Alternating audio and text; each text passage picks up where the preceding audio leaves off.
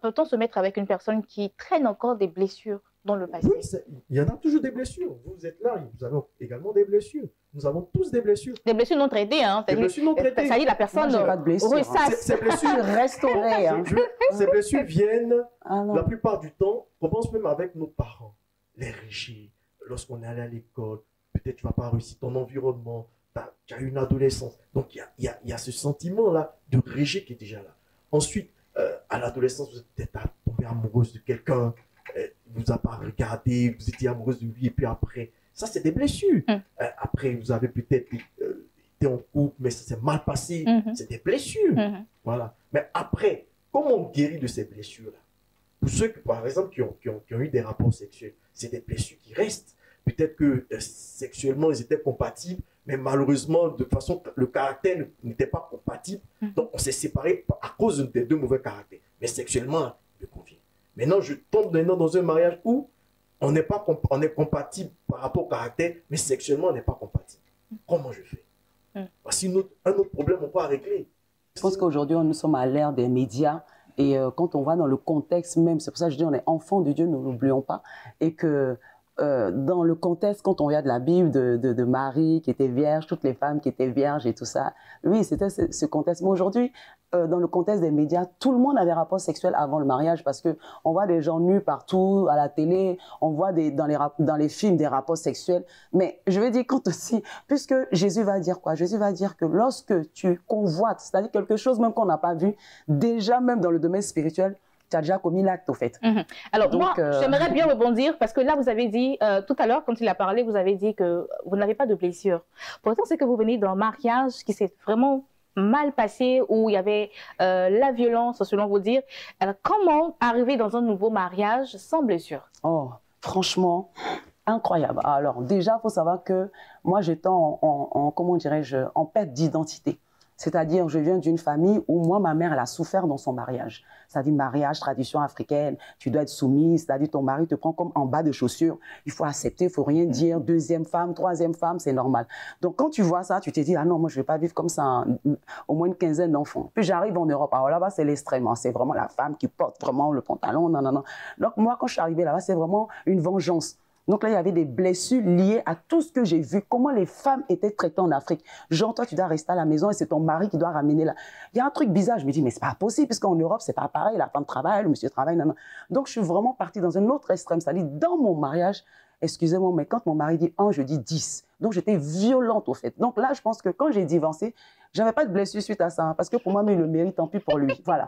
Donc, je veux dire, c'est ce que je dis, quand on connaît pas son identité, c'est ce que les gens savent pas. Il y a deux générations. Il y a les jeunes. Quand on est jeune, vraiment, on fait des choses charnellement. Et quand on a une maturité, c'est différent. C'est vraiment, on consulte l'Esprit de Dieu. Parce qu'on ne peut pas régler les choses de par nous-mêmes.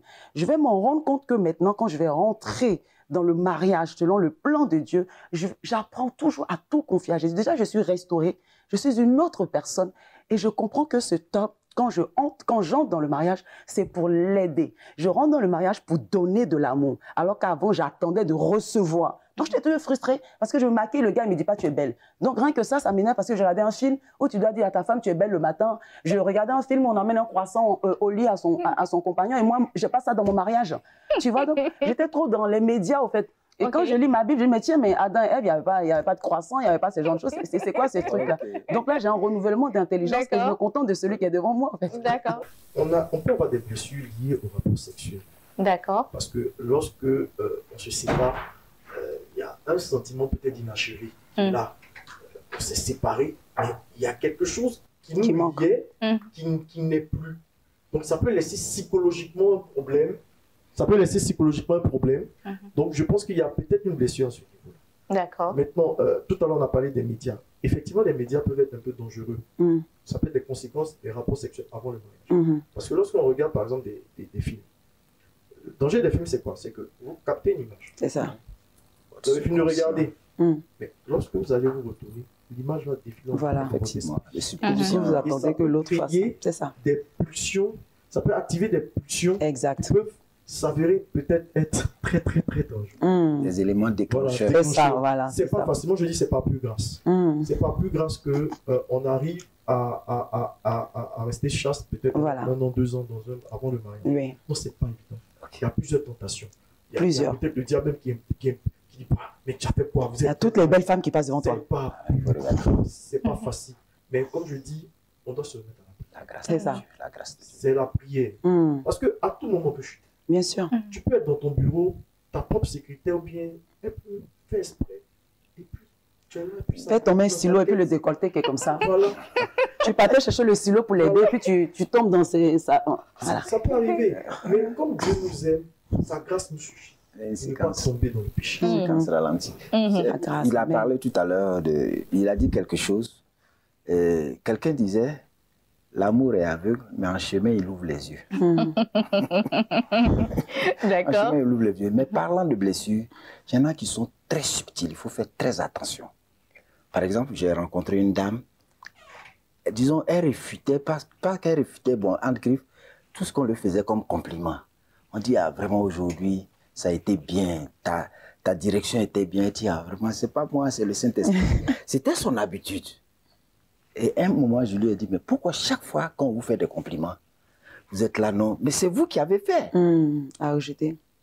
Elle était assise là, elle dit, bon, je me rends compte que c'est des blessures maternelles. Sa mère n'a jamais pris le temps de la valoriser. C'est elle lui a communiqué ce genre d'émotions négatives, la négativité de sa personne. D'accord. Donc, quand on lui fait des compliments, mais là, elle ne savait pas que c'était une blessure. C'est très subtil. Une blessure inconsciente. Oui, il y en a beaucoup comme ça. Donc, c'est très subtil. Il suffit d'être observateur, de voir la personne, d'écouter et de remarquer. Vous allez voir que il y a des blessures. Souvent, nous-mêmes, on ne se rend pas compte qu'on a des blessures dans nos réactions, tout et tout. Mais il y en a, qu'elles soient maternelles, parce que dans le couple, en matière d'éducation, chacun apporte de sa part. Papa, maman. Mais papa blesse, maman aussi blesse. Il y a des blessures qui découlent du père et de la mère. Il y a eu beaucoup même. Mais c'est celles qui sont visibles, c'est de ça qu'on parle. Parce qu'il y a des gens qui développent souvent des mécanismes de défense. Quand vous les voyez agir, vous savez que lui, là, il y a eu telle chose, telle chose. Je veux rebondir encore sur d'autres blessures. Il y a des blessures liées aux parents, c'est-à-dire généralement aux mères. Lorsqu'elles communiquent avec leurs filles sur les difficultés de leur foyer, et elles ont du mal à, je veux dire, à garder des secrets qu'elles ne doivent pas confier à leurs filles. Alors, celles-ci transposent ces blessures, les blessures de leur mère dans leur foyer. Et ça crée des dysfonctionnements. Une projection. Voilà, une projection dans leur foyer. Donc, ça crée énormément de dégâts dans certains foyers. Alors, vous voyez des femmes qui sont carrément rebelles dans leur foyer. Lorsque monsieur dit 1, elle dit 15.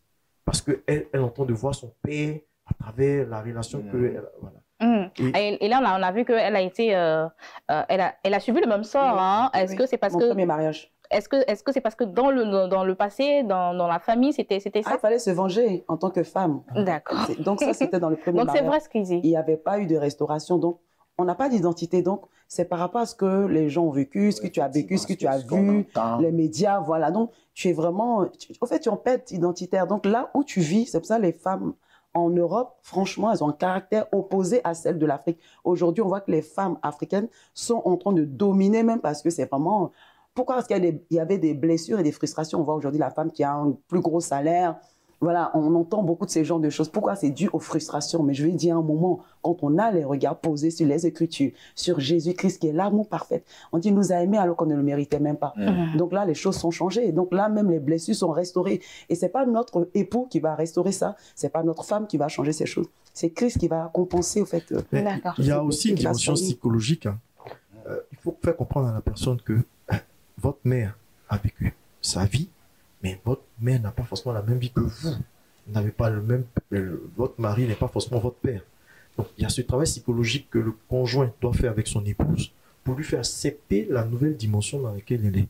Parce que c'est aussi important. C'est vrai que la prière est importante, mais les aspects psychologiques, nous, les chrétiens, en fait, on a tendance à les banaliser, alors qu'ils sont très importants. Voilà. Je vais soulever quelque chose. Vous savez, quand on parle de blessures, c'est quelque chose qui est très, très complexe. Vous savez, l'éducation, quand on parle d'éducation, éduquer un enfant, ce n'est pas quand l'enfant naît. Il y a l'éducation prénatale. C'est-à-dire, on dit souvent que la mère vit les états voisins de ceux, et l'enfant vit les états voisins de ceux de sa mère.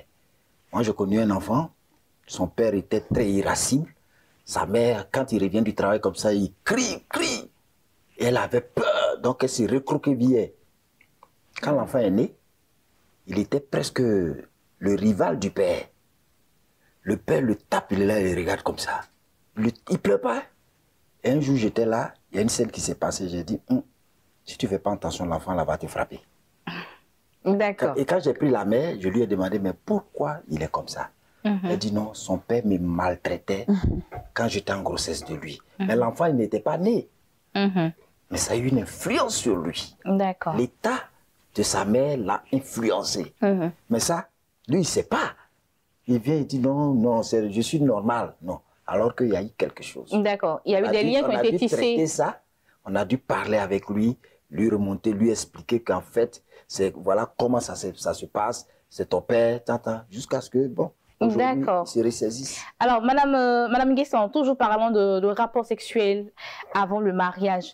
Alors, selon vous, quel avantage tire-t-on de découvrir sexuellement son conjoint avant le mariage? Avant le mariage, oula, je ne veux pas me faire lapider par la pierre, pardonnez. Voilà. Donc, ne me permettez pas de répondre à ça, mais on va dire, dans un cadre religieux, on attend le mariage. Civil, hein, parce que ça a changé. Parce qu'avant, c'était la dot, ça suffisait. Je veux dire, les lois, elles évoluent, elles changent. Mais les avantages, dans le cadre religieux, il n'y en a pas. Parce que c'est condamnable. Donc, il n'y en a pas. On ne peut même pas parler d'avantages pour dire, oui, au fait, non. Mais moi, je peux parler en termes d'expérience. J'ai connu des personnes, toujours comme Adam et Ève, c'est biblique, hein. Et puis Marie et Joseph, plein d'exemples comme ça, avant, après, tout ce qu'on peut dire, qui ne sont pas passés devant le maire, ni devant... Parce que chez les Juifs, encore, c'est une autre culture, hein, une autre coutume. Il faut savoir qu'eux, ils ne vont pas à la mairie, hein, ils vont vraiment chez le rabbin. Donc voilà, ce n'est pas pareil que la culture ivoirienne. Et je connais ce couple-là qui sont mariés, mais avant le mariage, qui ont eu des rapports sexuels. Et qui étaient vraiment, qui s'aimaient véritablement, qui sont véritablement aimés, mais je veux dire qu'ils se respectaient et qui se considéraient l'un et l'autre. Et même quand ils sont partis à la cérémonie, jusqu'à après, ils ont eu des enfants, ils sont très, très heureux. J'ai beaucoup de témoignages comme ça. Parce que eux, ils n'avaient pas encore cette doctrine. Ils ne savent même pas que c'est après ou avant, ils ne savent pas ça en fait. Donc pour eux, c'est vraiment, j'aime cette personne, je la considère et je veux faire ma vie avec elle. Je pense qu'aujourd'hui, on conseille aux jeunes. Pourquoi? À cause du fait que les gens sont immatures, ils ne savent pas ce qu'ils veulent en fait. Et c'est juste dans ce domaine-là, moi, je conseille aux jeunes femmes, je dis franchement, si tu m'aimes là, amène-moi devant le maire. D'accord. Si j'ai du prix à tes yeux, amène-moi devant le maire. Parce que pourquoi? C'est mon sexe que tu aimeras plus alors que tu me dis tu m'aimes. Bah, voilà, pourquoi tu as besoin de voir avant d'eux? Non, c'est parce que tu m'aimes. Donc si tu m'aimes, il n'y a pas d'urgence. Et on peut attendre, franchement, parce que moi, mon mari, quand on avait été fiancés, je vivais en France et lui vivait en Côte d'Ivoire. Donc là, c'était chaud, hein. On était obligé d'attendre. On a su attendre. C'était la grâce de Dieu. Parce qu'il y avait la distance ou il y avait autre chose? Mais je pense que c'est la grâce de Dieu qui a permis qu'il y ait la distance. Parce que c'est pour ça qu'il faut toujours compter sur la grâce. Parce que moi, mon mari, il avait toujours fait cette prière à Dieu pour dire, la femme que je vais avoir, j'aimerais avoir le rapport sexuel après le mariage. C'était sa prière. Moi, ce n'était pas ma prière. Hein. J'ai tout raconté dans mon livre, en fait. Je n'ai pas connu ça. Moi, c'est plus tard que j'ai commencé à connaître les Écritures. Mais je n'étais pas dans cette... mentalité, pour moi, j'avais compris que quand on s'aime, les rapports sexuels, c'est dans le cadre de l'amour, au fait. Moi, je ne voyais pas le côté rapport, aller devant le maire, ou je n'avais pas les mêmes choses que lui. Donc, je pense que Dieu a exaucé ses prières, parce que lui priait pour ça. Donc, Dieu a permis que je sois à distance. Donc, je pense que même si une personne, d'ailleurs, 1 Corinthiens chapitre 7, verset 14 dit, la prière de la femme qui est en Christ sanctifie sa maison, même si l'autre n'est pas en Christ. Donc, elle est magnifique. Donc, je pense que sa prière a permis que je sois à distance. Donc, je pense que vos prières, si vraiment la femme sait ce qu'elle veut ou l'homme sait ce qu'il veut, parce que, attention, c'est pas que les hommes qui sont chauds, hein. Moi, franchement, j'attendais que ça, voilà. Et puis, lui, il disait, ah, non, moi, j'ai fait une promesse à Dieu, ah, non. Donc, lui, c'est possible, il faut toujours que l'autre soit fort et faire confiance à la grâce de Dieu.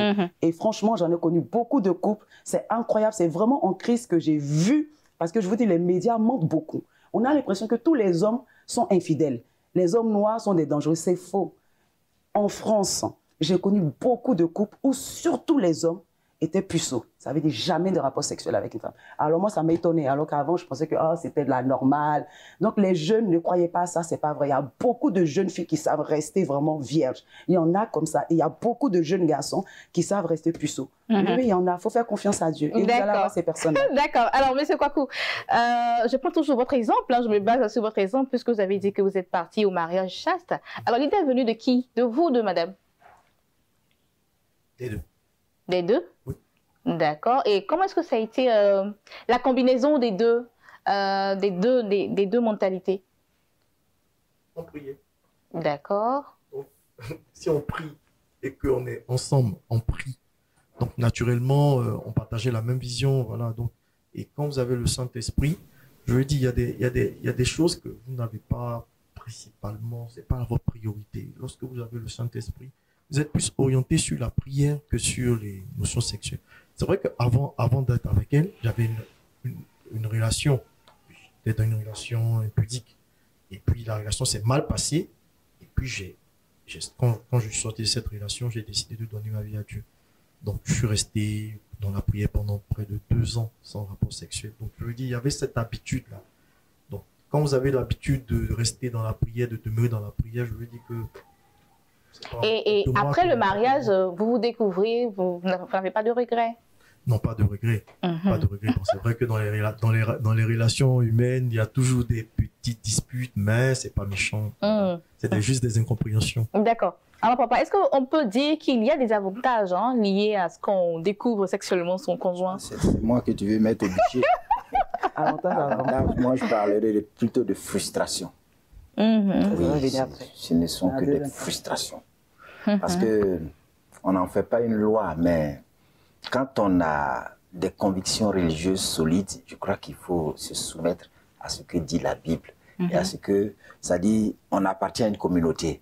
Il faut respecter les règles de cette communauté-là, sinon vous devenez hors la loi. Donc nous y sommes. Et c'est nécessaire aussi pour nous parce que avoir des rapports sexuels hors mariage, ça peut amener beaucoup de choses. Il y a la honte que vous mettez sur la famille parce que les parents vont dire tu nous as tués. Non. Une grossesse peut survenir, on va vouloir cacher, avortement, le drame est arrivé. Donc tu vois, il y a beaucoup, avec tout ce corollaire de conséquences-là, mieux vaut ne pas. C'est-à-dire, abstenons-nous. De toute façon, moi je crois que c'est la meilleure chose qu'on puisse offrir à son conjoint, c'est de se laisser découvrir pour la première fois. Et ça apporte un plus à la future communion. D'accord. Je voulais rebondir sur un pan, peut-être on n'en parle pas, c'est l'environnement des personnes. C'est-à-dire qu'il y a des environnements, par exemple, où on vous dit que lorsque vous êtes vierge, bien vous êtes puceau, vous êtes ringard. D'accord. Ringard. Donc ça peut avoir une influence sur l'individu. Donc on peut aussi connaître cette expérience-là. Par l'effet de mode. Donc c'est de faire attention lorsqu'on a une vision de rester, de rester chaste, de rester dans un environnement qui nous permet d'entretenir cette vision-là. Sinon, si on marche avec des personnes qui pensent que nous sommes ringards, ça peut influencer la personne et puis avoir des rapports sexuels, ça peut être voilà, des causes. Mais je veux aussi rebondir sur un point aussi. C'est-à-dire que les rapports sexuels avant le mariage peuvent avoir des conséquences aussi spirituelles. D'accord. Voilà. Il y a aussi l'aspect psychologique. Parce que, vous savez, l'aspect psychologique, c'est quoi? Vous prenez des habitudes. C'est-à-dire vous avez des rapports. Psychologiquement, les scientifiques l'ont démontré. Ça permet l'épanouissement physique, psychologique. Mais quand vous prenez ce genre d'habitude-là, et puis après, vous tombez, c'est-à-dire que vous arrivez à trouver un autre partenaire qui ne répond pas à ces besoins que l'autre vous procurait, ça peut créer des effets très néfastes dans votre foyer. Alors que la personne a un bon comportement, se comporte bien, elle prie beaucoup, elle a tous les aspects pour être une bonne femme. Mais comme vous avez des désirs refoulés, parce que ce que vous avez dans le passé, là, vous voulez remettre ça dans le foyer, ça a des conséquences, vous n'avez pas les choses anciennes sont passées. C'est des choses que la personne ne va pas les dire au pasteur ni à l'homme de Dieu, mais va garder ancré en elle. Mais elle ne va pas dire que c'est ça son problème. Oh, il faut en parler, mais la personne ne va pas en parler. La personne va garder ça. Et ça fissure progressivement le foyer. D'accord. Voilà. D'accord. Ça, c'est des choses sur lesquelles souvent il faut quand on a des enfants spirituels, bien des façons qu'on comprend pas, il faut être très pointu pour savoir exactement. Mais le passé, ton passé, là, quelle incidence ça a sur ta vie de couple actuelle? Il faut en parler, il ne faut pas cacher. Voilà, alors, Madame Kokou, est-ce que vous avez parlé? Excuse-moi, il a parlé de son passé. Parce que souvent, le passé, par exemple, il y a des gens qui n'ont pas peur de... Ils prennent le courage à deux mains de parler de leur passé. Mais il y en a qui... Le passé, il y a des aspects du passé qui ne veulent pas sortir. Quelqu'un me disait, je ne sais pas si c'est une anecdote, un frère qui demandait à sa fiancée de lui dire combien les gars qu'elle a eu dans son passé. Donc la femme a commencé à citer. Elle arrivait à 12. Sa figure a commencé à changer. Ce qu'il dit est vrai. Hein. C'est une très bonne thérapie. Mais quand vous rencontrez Jésus, normalement, vous parlez. Ça doit rien vous dire parce que vous êtes... Est-ce qu'on doit poser cette question-là même d'abord? Oui. Moi, j'ai fait cette thérapie avec... Ah bon? Oui. On demande à madame combien de conjoints elle a eu? Oui, je lui ai demandé. Mais d'ailleurs, même, c'est dit que les femmes, quand on leur demande combien de conjoints elles ont eu, elles divisent par 2 et les hommes, ils multiplient par 2. Je lui ai demandé. Je lui ai demandé. Ah bon? Je lui ai demandé. Et ça ne vous a pas choqué? Non. On est allé sur une bonne base, puis on est allé sur la base de la vérité. Elle a divisé par 2. Comme M. Kakou le dit, en fait, il faut être préparé psychologiquement. Il faut une certaine maturité pour pouvoir aborder ce genre de choses-là. Parce que souvent, les gens font une fixation sur celui-là, parmi eux, qui t'a marqué. Quand elle a dit ça, là, c'est fini. Il se focalise dessus. Et puis, ça risque de le miner.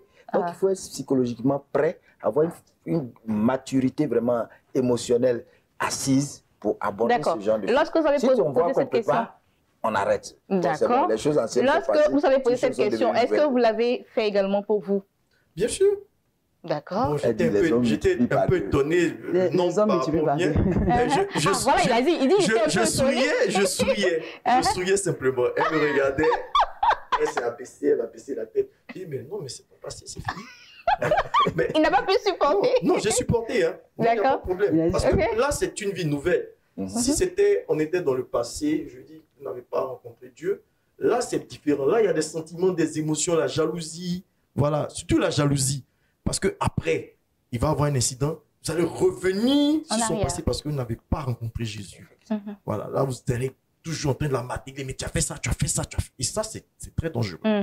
C'est très, très dangereux. D'accord. Alors, Madame Guesson, est-ce que vous avez eu à faire cette thérapie également avec votre...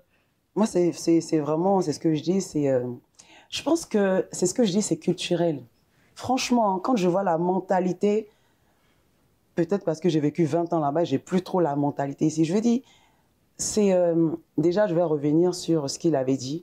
Si on a bien compris son histoire, son expérience, c'est que lui, il était dans une assemblée et sa femme avait les mêmes valeurs que lui. Donc, ça dit, moi, je vais par rapport sexuel avant le mariage et sa femme, c'était ça. Mais aujourd'hui, dans la réalité, on rencontre beaucoup de gens qui souffrent. C'est-à-dire, je suis amoureuse d'une personne qui n'est pas chrétienne. Mais moi, je suis enfant de Dieu et j'ai la conviction que c'est cette personne. Mais il ne comprend pas que moi, je veux aller jusqu'au mariage avant d'avoir les rapports sexuels. On en fait quoi? Parce que là, c'est tellement beau. Quand on écoute, j'imagine les gens qui nous disent « Oh, c'est trop mignon. Sa femme, elle a accepté, son mari a accepté. » Voilà. Mais il y en a qui disent « Mais moi, voilà, le gars, il ne comprend pas. On fait quoi ?» Donc, c'était très facile pour eux parce qu'ils étaient sur la même longueur d'onde à cause de leurs valeurs. Mais on parle aujourd'hui de ces personnes qui brûlent. C'est pour ça qu'il y a ce sujet. Qu'est-ce qu'on en fait? Et donc, du coup, c'est là où on va repartir maintenant dans les inconvénients. Pourquoi on va leur dire qu'effectivement, il faut attendre après le mariage parce qu'il y a des frustrations. Maintenant, je pense que ce n'est pas une question de comparaison parce que souvent, les gens disent, oui, tu vas te comparer. Moi, j'étais une prostituée, donc je suis un témoignage vivant. On va se comparer pour dire, oui, telle personne fait bien la chose que l'autre personne. On n'est même pas dans ça. Pourquoi? Parce qu'il y a des personnes même qui n'ont même pas eu de rapport sexuel, c'est-à-dire qui ne comparent même pas, mais qui arrivent quand même à comparer à cause de la télé, à cause de la pornographie. À cause, c'est-à-dire, ils comparent, parce que, c'est-à-dire, le gars, il est resté chaste, sa copine, elle est restée chaste, ils vont se marier. Il n'y a pas de comparaison. Tu dis, oui, tu sais, mon ex, moi, je ne suis pas en train de citer à mon mari, tu sais, le client que j'avais eu là, le blanc, là, il m'a dit, non, je vais dire, je le respecte. Mon mari, il est tout pour moi.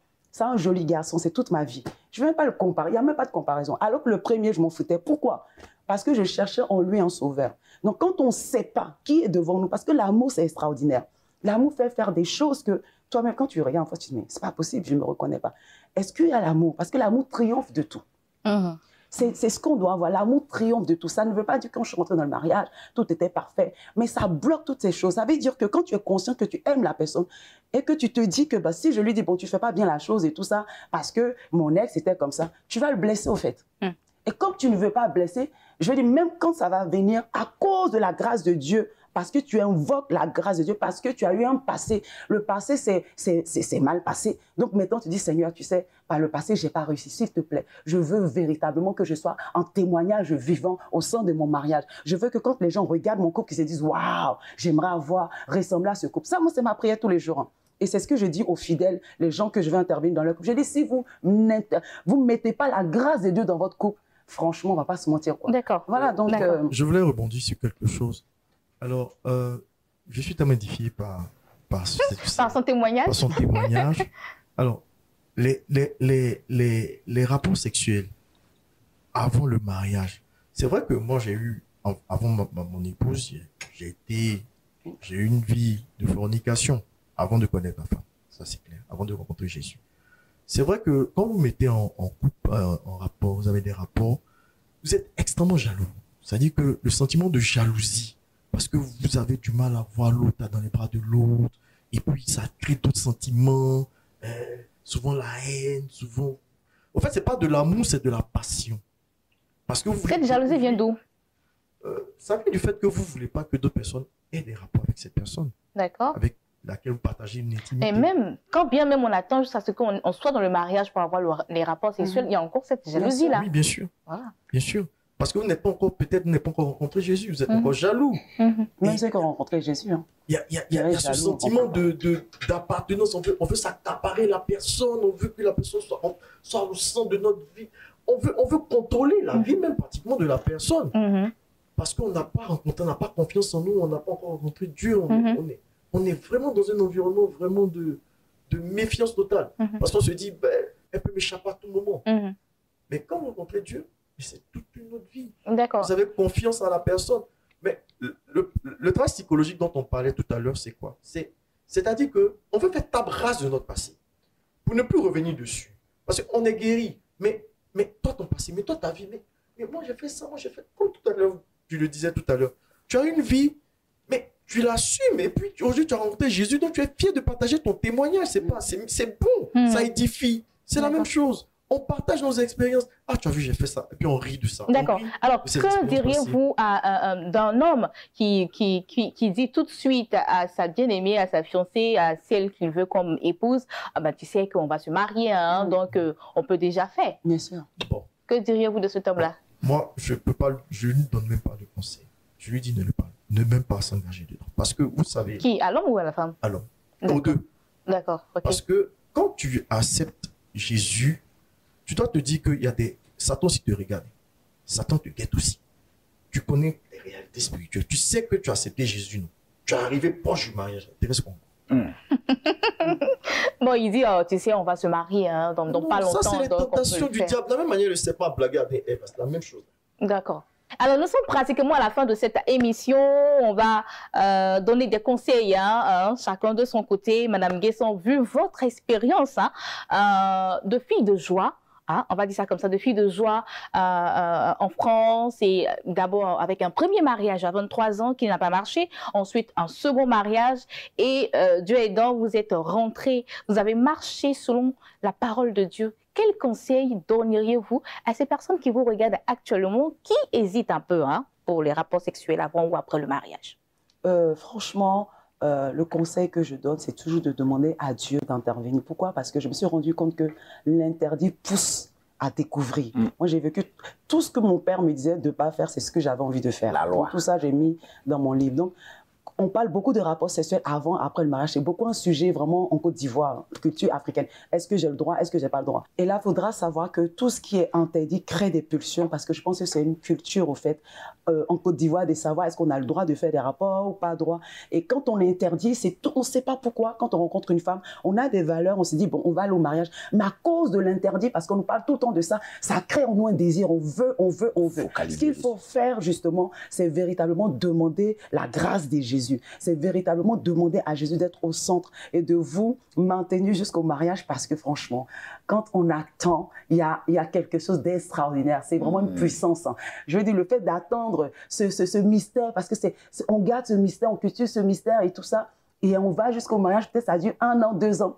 Mais quand le mariage, le jour du mariage, oh là là, c'est le jour du jour. Je veux dire, il y a quelque chose véritablement de mystérieux. On prend pleinement plaisir. Donc, ça vaut la peine d'attendre afin de ne pas subir des frustrations. Ça ne sert à rien de se donner à un homme et puis derrière, après, on ne le voit plus, quoi. D'accord, ok. Alors, M. Kwaku. Alors, moi, le conseil que je vais donner, il faut savoir que le mariage, c'est une préparation spirituelle, psychologique et physique. Alors, on ne doit pas aller au mariage parce que les parents disent de se marier. Donc, parce qu'on veut faire plaisir aux parents, on va se marier. Ou bien parce qu'on veut faire plaisir à des amis, on va se marier. Est-ce que Dieu atteste que cette personne a cette accote? Parce que ce n'est pas ta cote, ça a chauffé, hein? Ça a chauffé. Ça a un problème de homo de rein, tout ça. Donc, il faut savoir véritablement, est-ce que la personne qui est avec moi, est-ce que c'est celle-là que Dieu a choisie? Mais si ce n'est pas la personne que Dieu a choisie, tu as un problème. D'accord. Voilà. D'accord. Donc, marcher selon le principe de Dieu et puis ne pas marcher selon les principes des hommes. Comme d'autres ont dit non. Parce qu'on peut te dire, ton père spirituel peut te dire, c'est celle-là qui est pour toi, alors que ce n'est pas ta côte. Tu vas forcer, alors que ce n'est pas pour toi. Donc, la prière. D'accord. Alors, papa? Mais moi, je crois que je vais répondre à une interrogation qui fuse souvent dans l'esprit des uns et des autres. Ils disent, mais il faut qu'on voit si le monsieur, il est viril ou si la femme. Moi, je crois que le mieux, c'est d'aller voir des médecins. La femme va voir son gynécologue, pour faire des examens, oui, des tests de fertilité. Et le monsieur va voir le médecin pour voir sa virilité, si il est encore fonctionnel, ça se voit. Il vaut mieux aller faire ça parce que éviter ce qu'on a dit tout à l'heure, d'avoir des rapports sexuels avant le mariage. Parce que quelqu'un disait, l'amour frustré produit la haine. Ne pas avoir haï quelqu'un. C'est ça. Il vaut mieux s'en abstenir. D'accord. Alors, merci beaucoup, papa. Merci à notre invitée, Madame Nguesson Anastasie, écrivaine, responsable du ministère Justice de Dieu, basée en région parisienne. Elle est mariée, mère de 3 enfants. Elle est auteure de ce livre que vous voyez là. Alors, c'est de la prostitution à la prédication. La grâce ne m'a pas condamnée. Voilà, la grâce ne m'a pas condamnée et c'est issu d'une histoire vraie, c'est son vécu. Elle a été fille de joie à un moment donné, Dieu l'a touchée, elle a changé de vie. Aujourd'hui, elle est mariée et elle est mère de 3 enfants. Et à côté, nous avons Monsieur Fabrice Kwaku, chef d'entreprise, consultant en stratégie et gestion de projet. Il est également marié, mère de 3 enfants, mais décidément, pardon, père de 3 enfants. Décidément, aujourd'hui, j'ai que des parents de 3 enfants. Il est marié depuis 10 ans. C'est cela, hein, depuis 10 ans. Voilà. Donc, félicitations encore à vous et merci, papa, notre consultant de tous les jours. Alors, moi, je dirais pour finir, si vous manquez de continence, mariez-vous, car il vaut mieux se marier que de brûler. Voilà.